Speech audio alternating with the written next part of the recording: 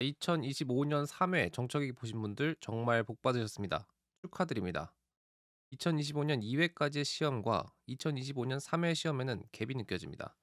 분명 이렇게까지 쉬웠던 시험이 아니었는데 엄청 쉬워졌네? 이런 생각이 들 정도예요.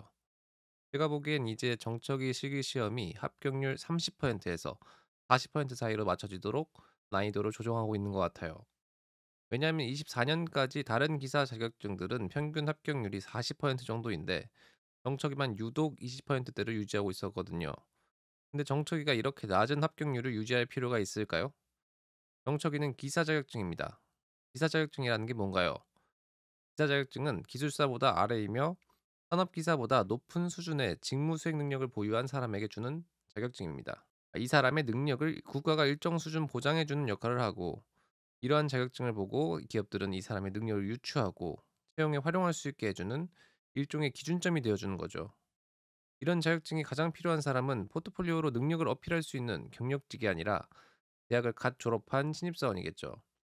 상대적으로 포트폴리오가 부족한 신입사원들의 능력을 국가가 보장해줘야 기업들도 채용하기 편하겠죠. 그래서 기사 자격증 응시 자격이 관련 학과의 대학 졸업자 또는 그 졸업 예정자로 정해진 것입니다. 그런데 이런 자격증 합격률이 20% 수준인 게 합당한가요? 관련 학과 대학 졸업자 중 상위 20%만 직무 수행 능력이 있다고 보는 게 옳은 관점일까요? 저는 아니라고 생각합니다. 40% 합격률 정도라면 이 분야를 충분히 공부하고 기초를 다진 사람들만 합격할 수 있는 수준이라고 봅니다. 저희에 가까운 친척쯤 되고 곡소리가 많이 나는 기사 자격증이 전기기사 자격증인데, 이쪽이 2회까지 곡소리가 나다가 3회에는 저희랑 비슷하게 쉬워졌다는 평가가 많이 보이더라고요.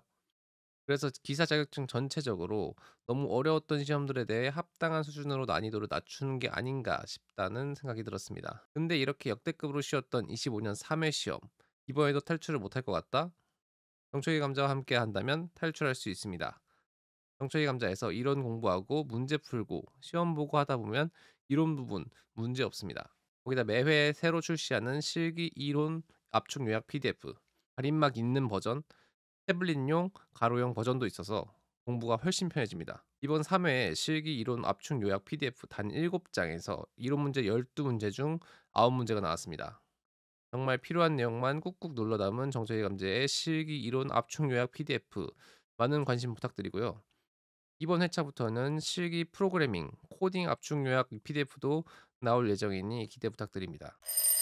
25년 3회 시험 뭐가 그렇게 쉬웠을까요? 일단 약 2년 만에 이론 문제가 11문제에서 12문제로 늘었습니다. 프로그래밍 문제가 한 개 빠지고 이론 문제가 늘었다는 것부터 일단 난이도 하락의 요소죠. 각 문제 난이도는 어땠나요? 프로그래밍 문제 난이도 1회, 2회, 3회 쭉 급추락했습니다. 이론 문제 난이도 역시 1회, 2회, 3회 쭉 완만히 추락했습니다. 프로그래밍, 코딩 문제 먼저 생각해보면 1회에 엄청 어려웠습니다. 2회에 엄청 어려운 건 빠지고 바닥 난이도가 올라갔습니다. 그래서 제가 2회 리뷰에서 난이도 하 문제가 없어졌다는 표현을 했죠. 3회는 어땠냐? 프로그래밍, 코딩 문제 총 8문제 중 난이도 하 문제가 4개 출제되었습니다. 정말 쉬웠죠. 이론 문제는 그럼 뭐가 그렇게 쉬웠나요? 이론 문제 12문제 중 8문제가 기출에서 출제되었습니다. 기출 변형도 아니고 기출이 그대로 출제되었어요. 기출만 풀어도 이론에서 8문제를 맞출 수 있었다. 너무 쉬웠죠. 정초기 감자에서 압축 요약 PDF랑 문제 풀면서 25년 3회 준비했다 무조건 9문제 맞출 수 있었습니다. 한 가지 또 말씀드리고 싶은 부분은 프로그래밍 코딩 문제에서 2회부터 제가 말씀드렸던 게 노가다 포문 문제 소멸인데요. 노가다 포문 문제가 뭐냐면 제가 컴퓨터가 된 거 마냥 1부터 10까지 하나하나 대입해서 리턴 값 적어 놓고 또 대입하고 이런 식의 문제가 여태까지 있어 왔습니다. 이거 완전 집중력 문제입니다. 내가 컴퓨터를 대체할 수 있냐 아니냐를 가르는 문제들이었는데 이런 문제들이 2회부터 사라지기 시작했어요. 3회도 역시나 노가다 폼 문제는 없었습니다. 대신 프로그래밍의 근본적인 지식을 묻는 문제들이 더 많이 출제되었죠. 이게 훨씬 더 합리적인 평가 방식이라고 생각합니다. 그런데 기출에 있었기 때문에 저런 노가다 폼 문제 무조건 열심히 푸셨던 분들이 있을 겁니다.